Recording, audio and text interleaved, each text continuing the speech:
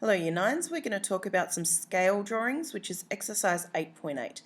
Now when I give you a scale, so let's say our scale is 1 to 35, what we're actually saying is that this is like our little distance, like our map distance, versus our actual distance. Okay, that's what those two numbers represent. So one is the small one that we're using to pretend, and one is the actual one that it looks like in real life. So if I said, if this is our scale and I want to know how much is 2 centimeters on a map in real life. That's a very poorly worded question, but you know what I mean. So what we're going to do is we're going to basically do what we do with fractions.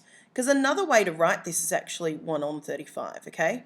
So think about this as like a ratio as fractions. So what we're going to say is that whatever we do to the first bit, we have to do to the second bit. So to get from 1 to 2, we multiply it by 2.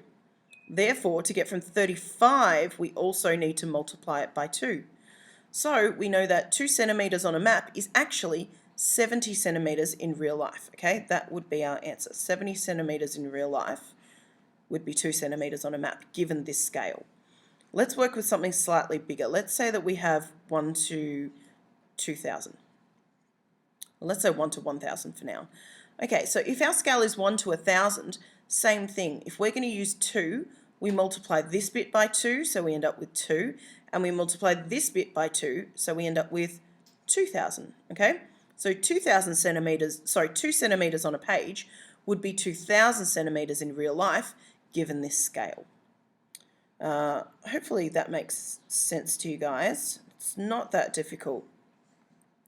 Alright, so one of the other things that you need to do is think about these scales that you're getting given. They don't have a unit of measurement. We don't want to, it doesn't matter whether they're millimeters or centimeters or meters or kilometers. We don't care. We just want to know what the scale factor is. So let's say I give you something that looks like this. 1 centimeter is the same as 3 kilometers in real life. What we actually want to do is we want to get rid of these units of measurement and just have some plain numbers, because therefore if we do have it without units of measurement, we can work with any unit of measurement. But if we're specified, then it's a little harder to do some conversions and it's just unnecessary.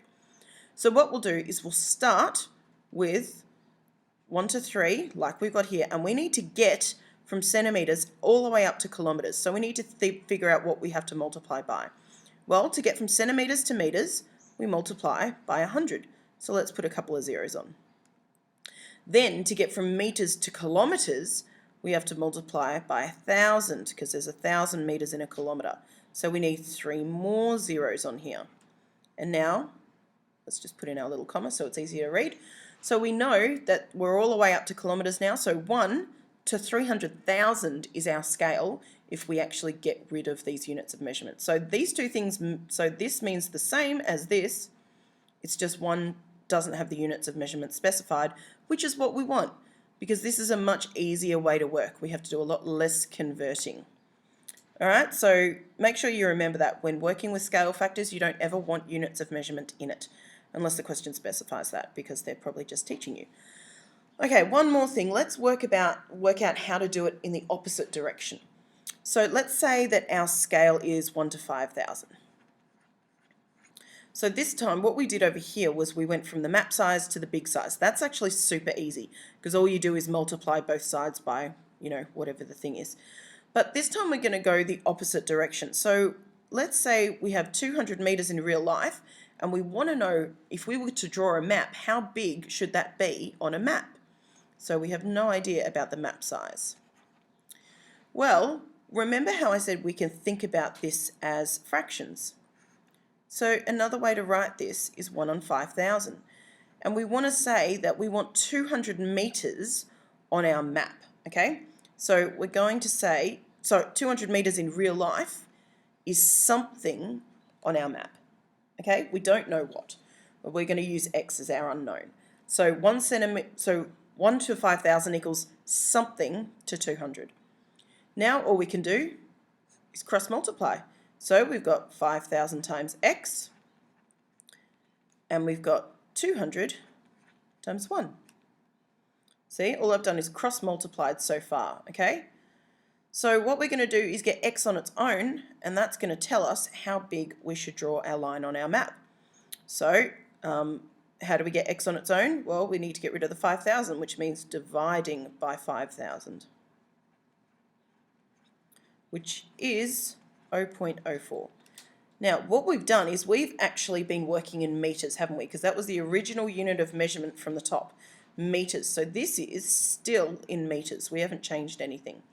But this is not a very good way to write this, is it? Because it's, you know, weird decimals and we don't like decimals when we don't need them. So this is equal to 4 centimetres.